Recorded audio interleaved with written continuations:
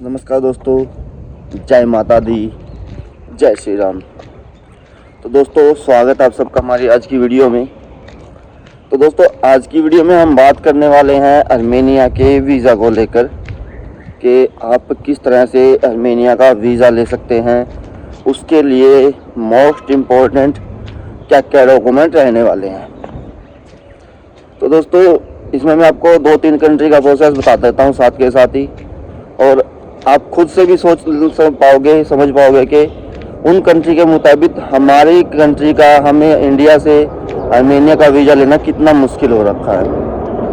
पहले क्या था कि इंडियंस को आर्मेनिया का वीज़ा इजीली मिल जाता था, लेकिन अब क्या है कि आर्मेनिया ने बहुत सी पॉलिसी चेंज कर दी है, बहुत सी चीज़ें चेंज कर दी, जिसको लेकर अब इंडियंस को आर्मेनिया का आसानी से वीज़ा नहीं मिल पाता। हमें डॉक्यूमेंट्स रिक्वायरमेंट ज़्यादा कर दी गई हैं। लेकिन वो 2 कंट्री और हैं साथ में, ठीक है, छोटी छोटी सी कंट्री हैं वो, उनके लिए बिल्कुल आसान है। अगर वो प्रोसेस पूरा कर लेते हैं तो उनको वो आर्मेनिया का बिल्कुल ईजी वीज़ा मिल जाएगा। हालांकि उनको मिलेगा तो स्टिकर वीज़ा, एम्बेसी जाना पड़ेगा, लेकिन आसानी से मिल जाएगा। उनके अलावा आर्मेनिया ने उनके ऊपर कोई शर्त भी नहीं रखी कि आप वो एडिशनल कोई डॉक्यूमेंट लेके आओ, सिर्फ वो 2-3 ही उन्होंने डॉक्यूमेंट मांगे हैं, ठीक है। तो वो डॉक्यूमेंट अगर वो रेडी कर लेते हैं तो उनको आर्मेनिया बिल्कुल आसानी से वीज़ा दे देता है। लेकिन हमारी कंट्री को, इंडियंस को उससे भी ज़्यादा, कहीं ज़्यादा एडिशनल डॉक्यूमेंट्स की रिक्वायरमेंट रहती है।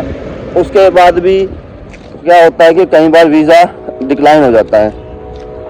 तो दोस्तों हम बात करते हैं सबसे पहले नेपाल कंट्री की। अगर आपके पास नेपाल की सिटीजनशिप है और आपके पास नेपाल का पासपोर्ट है तो आपको आर्मेनिया के वीज़ा के लिए क्या करना है, सिर्फ आर्मेनिया से आपको एक इनविटेशन लेटर चाहिए होता है, ठीक है। अगर आप आर्मेनिया से इनविटेशन लेटर अरेंज कर लेते हो, या आपको कोई आर्मेनिया से कोई कंपनी, कोई वकील, कोई भी लगा लो, कोई आपका दोस्त जो यहाँ पे सिटीज़न है, अगर आपको इनविटेशन लेटर दे देता है वो, तो आपको और कोई डॉक्यूमेंट चाहिए ही नहीं, ठीक है। बस उसके साथ आपको टिकट लगानी है, वो आप dummy.com से भी लगा सकते हो, डम्मी टिकट लेके जा सकते हो। बस ये 2 डॉक्यूमेंट रेडी करके आपको अपने साथ लेके जाने होते हैं, ठीक है। ये डॉक्यूमेंट आप लेके जाइए, इंडिया दिल्ली में एम्बेसी है, वहाँ जाके आपसे कोई और डॉक्यूमेंट ये लोग नहीं मांगेंगे, या एम्बेसी आपसे इसके अलावा कोई डॉक्यूमेंट नहीं मांगेगी। सिर्फ आपको चाहिए होगा एक इनविटेशन और टिकट आने जाने की, वो आप नॉर्मल मैंने बताई दिया कि dummyticket.com से भी कर सकते हो। आपको स्टिकर वीज़ा मिल जाएगा, और कोई डॉक्यूमेंट नहीं चाहिए, ना कोई बैंक स्टेटमेंट चाहिए, ना कोई ट्रैवल इंश्योरेंस चाहिए, कुछ भी नहीं चाहिए, ठीक है। इसके बाद आता है बांग्लादेश, ठीक है, ये भी भारत का पड़ोसी देश ही है, ठीक है। तो बांग्लादेश के भी सेम यही प्रोसेस है। बांग्लादेश को भी अगर आपके पास बांग्लादेश का पासपोर्ट है तो सिर्फ आपको इनविटेशन लेटर ही चाहिए आर्मेनिया से, ठीक है, और वही सेम टिकट चाहिए बस। इसके अलावा आपको कोई डॉक्यूमेंट नहीं लगाना चाहिए, कुछ भी नहीं लेके जाना। आपको भी सेम एम्बेसी ही जाना पड़ेगा, एम्बेसी से ही आपको वीज़ा मिलेगा, ठीक है। और कोई आपको कुछ नहीं करना, सिर्फ ये 2 डॉक्यूमेंट लेके आपको भी एम्बेसी पहुंच जाना है, वहीं से आपको स्टिकर वीज़ा इशू हो जाएगा। क्योंकि अगर आप आर्मेनिया की ऑफिशियल वेबसाइट पे जाके देखोगे, अपनी डिटेल्स डाल के चेक करोगे, तो नेपाल और बांग्लादेश पासपोर्ट पे इन्होंने सिर्फ एक ही कंडीशन रखी है कि आपके पास आर्मेनिया से इनविटेशन लेटर होना चाहिए और कोई डॉक्यूमेंट नहीं है। बाकी डॉक्यूमेंट आप सपोर्टिव के तौर पर लगा सकते हो, ठीक है दोस्तों। तो अब लास्ट में बारी आती है हमारी कंट्री की, हमारे भारत की।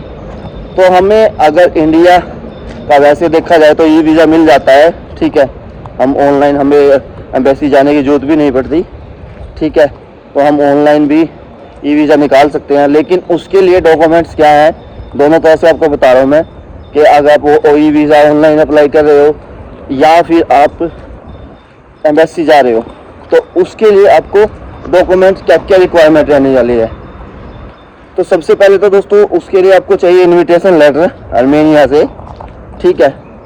उसके बाद आपके पास होनी चाहिए एयर टिकट आने जाने की, कंफर्म, ठीक है, जो शो होती हो। उसके बाद आपको चाहिए होटल बुकिंग वाउचर, ठीक है भाई। इसके बाद आ जाता है आपको चाहिए होता है बैंक स्टेटमेंट, जो 1 से 1.5 लाख तक की हो, चल जाएगा, कोई दिक्कत नहीं है। और आपका आता है ट्रैवल इंश्योरेंस, ठीक है, ये हो गए। आपका होगा कवर लेटर, आपको बनाना पड़ेगा। उसके बाद आपको चाहिए होता है आइटनरी, वो भी आपको बनानी पड़ेगी, ठीक है भाई। इन सब के बाद भी आपको एडिशनल डॉक्यूमेंट जो भी आप लगा सकते हो, यानी कि आप अगर कहीं जॉब कर रहे हो तो आप सैलरी स्लिप लगा दीजिए, या फिर अगर आप कोई बिजनेस कर रहे हो तो अपने बिजनेस के डॉक्यूमेंट्स लगा दीजिए, अपनी ITR लगा दीजिए, ये सब डॉक्यूमेंट भी आप लगा सकते हो।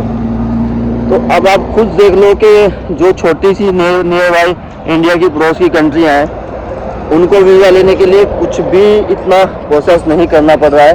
सिर्फ दो एडिशनल डॉक्यूमेंट, 2 डॉक्यूमेंट चाहिए होते हैं, एक इन्विटेशन लेटर और आपका एक बैंक स्टेटमेंट, सॉरी वो रिटर्न टिकटें, ठीक है।